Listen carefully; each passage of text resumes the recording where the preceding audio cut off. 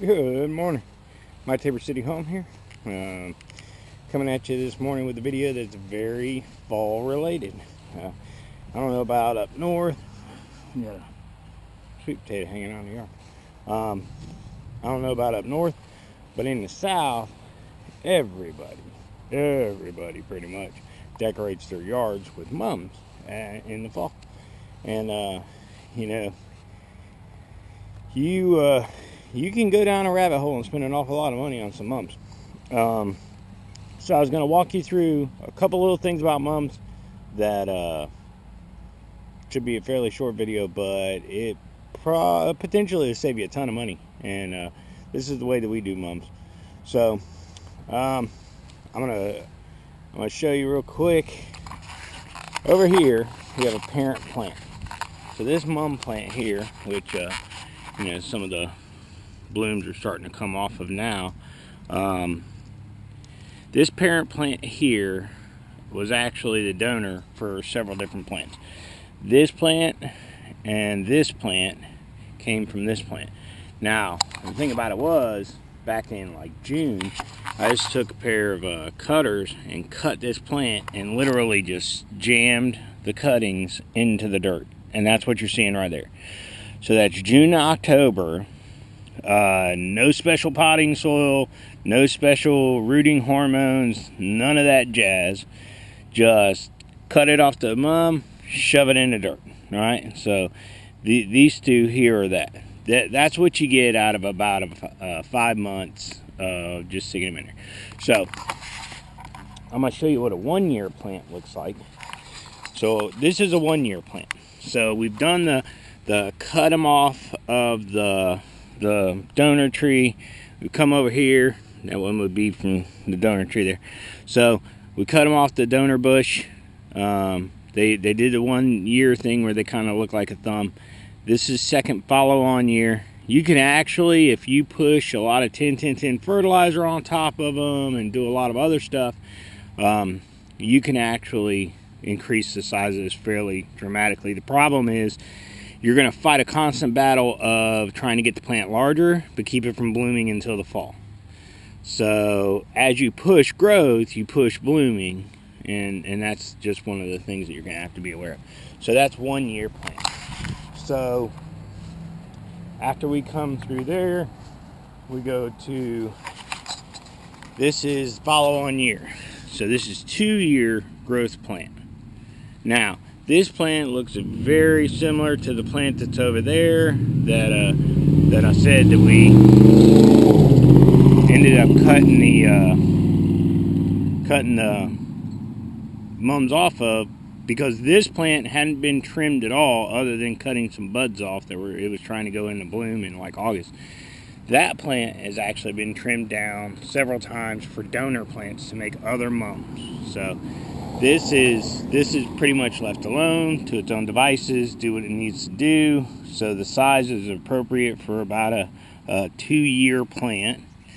And then that plant over there is a big donor plant. That one's actually a 2 to 3 year plant.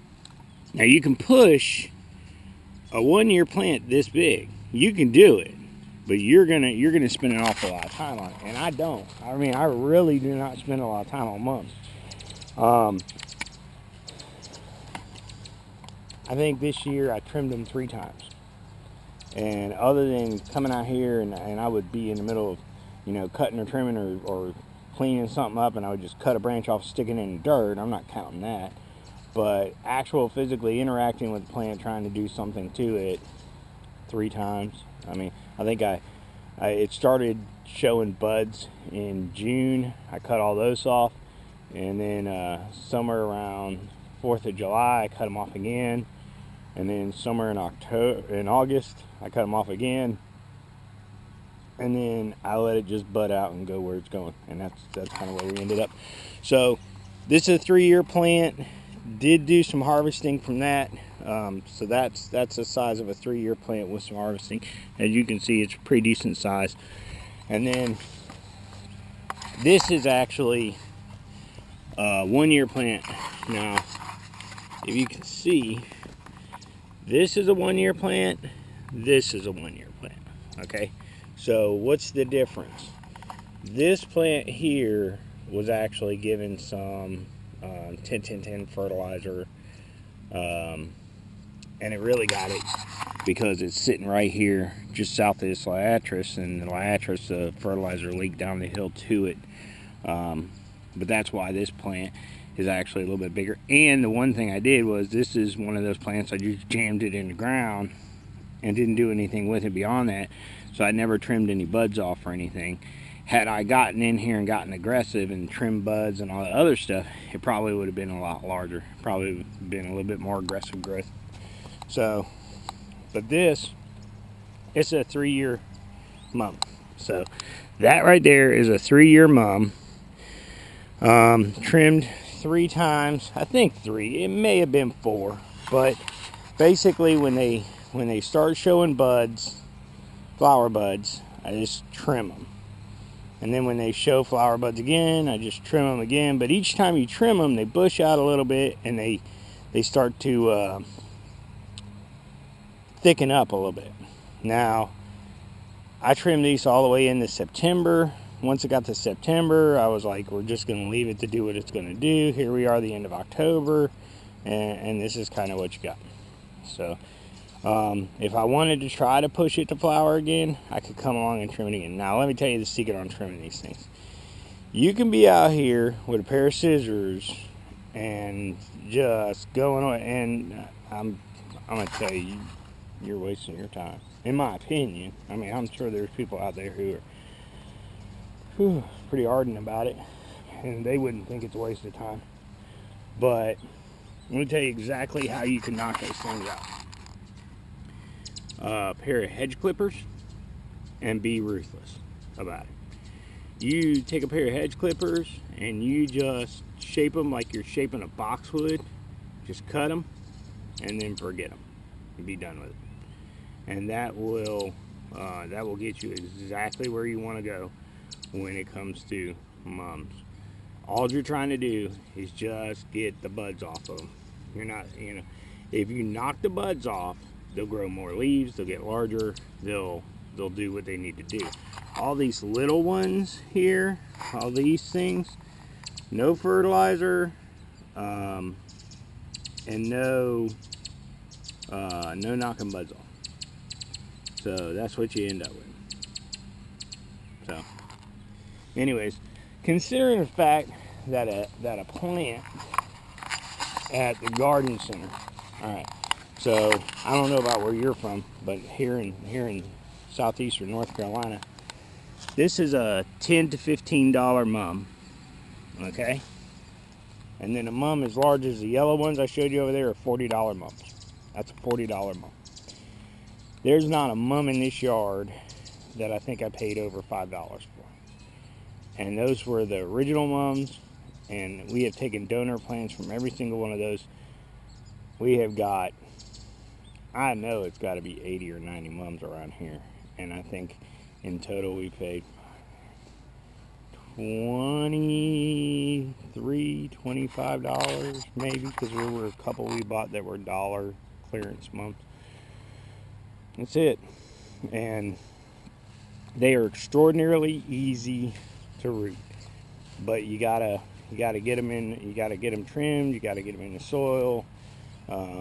I didn't water them an exceptional amount beyond what would normally be watered. And pretty much, I'm one of them, I'm gonna cut it off, stick it in the soil, see what God makes of it. I don't really want to have to fuss around with it too much, so that's kind of where we are with mums. Mums are a huge southern thing. People have them on the porch. I have 2 on my porch right now, including the ones I have in my garage, in my garden. It's a tradition, and it's what we do. So, way to save a tremendous amount of money. Go out there in the springtime, see if you can hunt down some mums. If you can't, right now, while these garden centers they're getting rid of them on clearance, run out there and buy you 2 or 3 of them.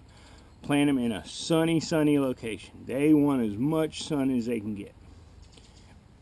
Give them something that's fairly well drained, because they don't like to be wet and soggy. So put them in a sunny, well-drained location, and then they're going to overwinter. Everything's going to turn brown. They're going to die back. Next spring, you'll see the little green leaves starting to peek through. Give them some fertilizer, a little bit of fertilizer, not a tremendous amount. Make sure the fertilizer doesn't end up on the leaves. You'll burn the leaves and kill the plant. So drop some 10-10-10 on there. You'll see it start pushing out growth. It'll start really coming around May, June. In June, start cutting you a little trimming off that's about 1.5 inches long. Make sure the leaves are cut off the bottom of it. Stick that stuff in dirt. You can do it in pots. I do it in the garden because I don't like to have to water pots, and I think God takes care of it, and He does a pretty good job of it. And that's where you end up. And you can end up with a flat ton of mums, and you can. And depending on how much time you want to put towards them, if you really want to end up with a bunch of mums that are the size of a softball by fall, you can put a lot of fertilizer on top of them. But again, if you do that, you're going to end up having to get out there and trim the buds off more often. You're going to be trimming buds every 2 weeks, every week to 2 weeks at least, just trying to knock the buds off them so they don't go to flower. Because once they go to flower, they're done. That's their job. That's their entire purpose, is to go to flower. Once they go to flower, they'll start flopping. They'll be done. It's just, so you want to keep those flowers knocked off. Once you stop trimming them, you're giving them 2 to 3 weeks. They're going to start flowering, and they're going to flower for maybe a month, depending on the amount of water and the amount of sun you give them, and then they're done. So you need to time that out right. On that's a way to save a ton of money on mums, and they love it. I mean, they absolutely love these North Carolina, South Carolina summers. All that heat, all that sunlight doesn't do a thing to them. If you get them in the ground this fall, get them in the right location, get them established, let them die back, and then let them start growing up next summer. They'll love you for it. Anyways, my Tabor City home to you. Grow you some mums. Go to the garden center right now and get the ones we're trying to get rid of that are at a discount. Next year you can make you a flat ton of them. And if they're purple this year, they're going to be purple next year. And so just plan out how you want to do that and rock on. Anyways, God bless. My Tabor City home to you. Have a good day.